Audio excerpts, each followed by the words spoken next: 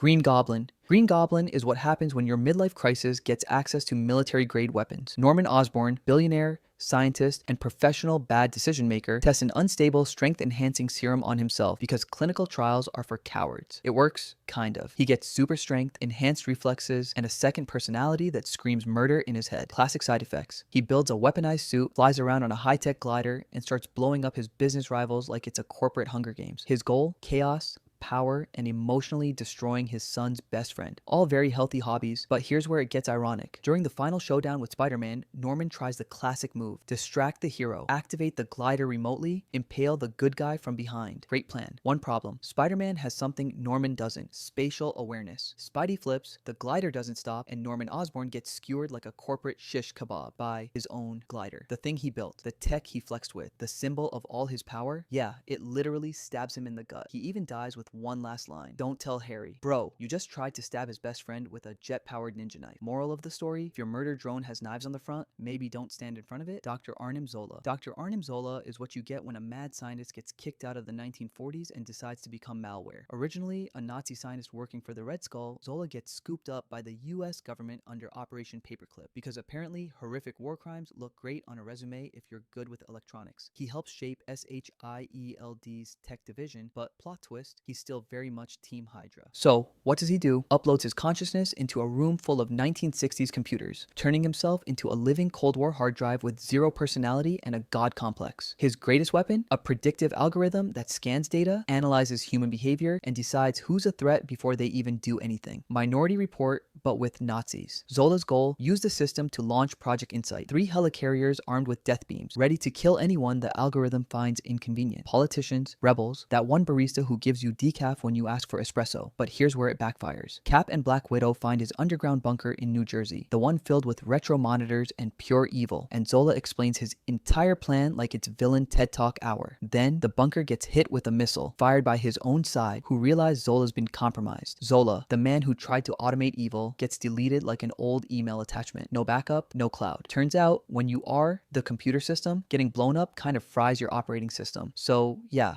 Zola dies the way most old computers do, unexpectedly, after talking too much. Saruman was supposed to be the wise one. Top-tier wizard, white robes, big tower, massive beard energy, Gandalf's old coworker, and the Middle-earth equivalent of the guy in charge of IT and magic. But then he reads a few too many dark scrolls, stares into a cursed orb, and decides, you know what? Evil doesn't sound that bad. So he ditches the good guys, rebrands as Saruman of many colors, yes, really, and builds an industrial war machine out of Isengard. Think smokestacks, deforestation, and an army of orcs juiced on monster energy. His weapon? Pure manipulation and power. He breeds the Uruk-hai, mutant murder orcs who can march in daylight, break walls, and scream loud enough to wake up Sauron himself, and he sends them to wipe out Rohan. But here's the thing, Saruman thinks he's playing 4D chess. What he's actually doing is setting himself up to be outplayed by horses. The riders of Rohan, Ents, and one very angry tree squad roll up and steamroll Isengard. His tower is flooded, his army's wiped, his Wi-Fi signal cut. He's locked inside Orthanc with no staff, no powers,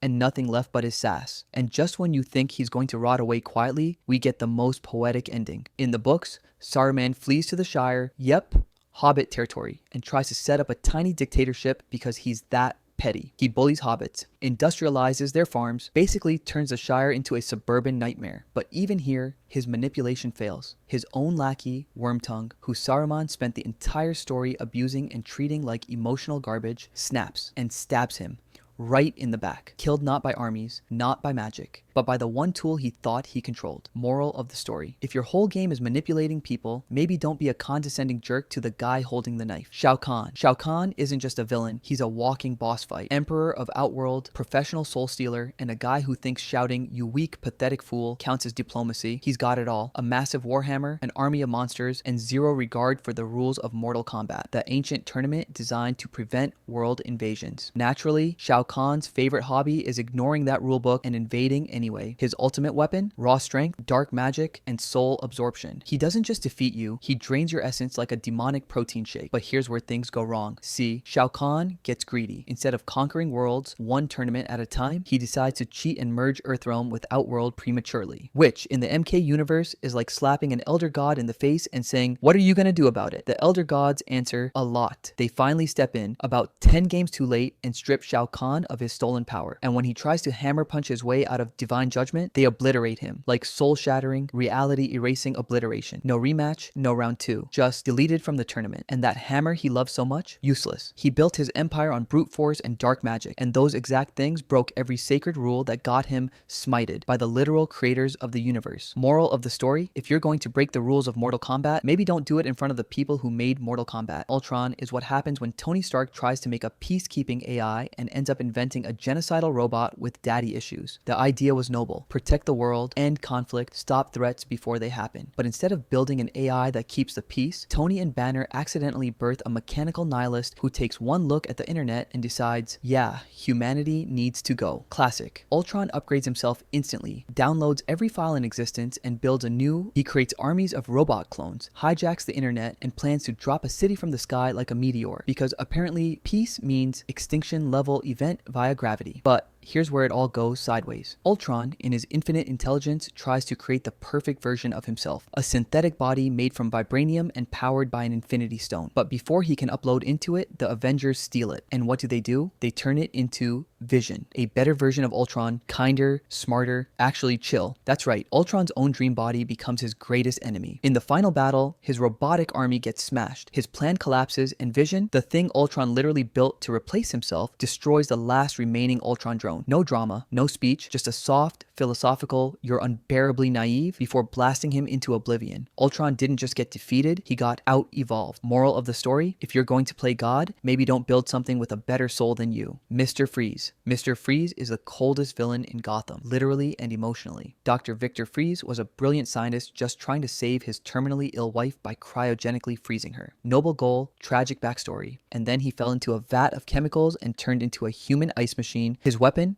A cryosuit powered by diamonds, because logic, and a freeze ray that turns people into human popsicles. But here's the kicker. For all his brains and brawn, Freeze is brought down by his own obsession. He builds his entire villain identity around freezing the world to save it, mass-producing ice weapons, freezing Gotham, and threatening to plunge the planet into a new ice age. It's not really a plan. It's a temper tantrum with sub-zero consequences. And how does he lose? Batman, yes, Bat Nipple Batman, uses Freeze's own freezing tech against him. He disables Freeze's suit, outsmarts his trap, and throws his whole icy plan back in his frosty face. Then, to really twist the icicle, Batman appeals to his humanity, offers to help save Freeze's wife, using Freeze's own research. And suddenly, the cold-hearted villain becomes just a sad guy in neon armor, no climactic death scene, no dramatic explosion, just feeded by compassion, and the fact that his own gadgets worked better for the good guys. General Hux. General Hux is what happens when you mix fascism with a fragile ego and just a pinch of eyeliner. This guy starts off as the First Order's top general, loud, dramatic, and somehow always yelling like he's trying to win a dictator audition. He commands Starkiller Base, gives a space Nazi speech to a crowd of stormtroopers, and blows up an entire star system like he's warming up. His weapon? Obedience. Power through fear. And a planet-destroying laser that makes the Death Star look like a nightlight. But here's the thing. Hux isn't really loyal to the cause. He just wants to be the guy in charge. So when Kylo Ren gets promoted to Supreme Leader, Hux has the ultimate office meltdown. His big move? Become a spy for the Resistance. Not because he believes in them, not because he wants peace, just because he wants Kylo to lose. That's it. That's the whole motive. So he feeds the Resistance secret info, helps them escape, and smugly says, "I don't care if you win. I just need Kylo Ren to lose." Classic bitter X energy. And what happens next? He gets exposed almost immediately. His own side realizes he's been playing both ends, and the new guy, General Pride, doesn't even flinch. No trial, no villain monologue, just one clean blaster shot to the chest. The guy who ruled by fear dies without ceremony, without backup,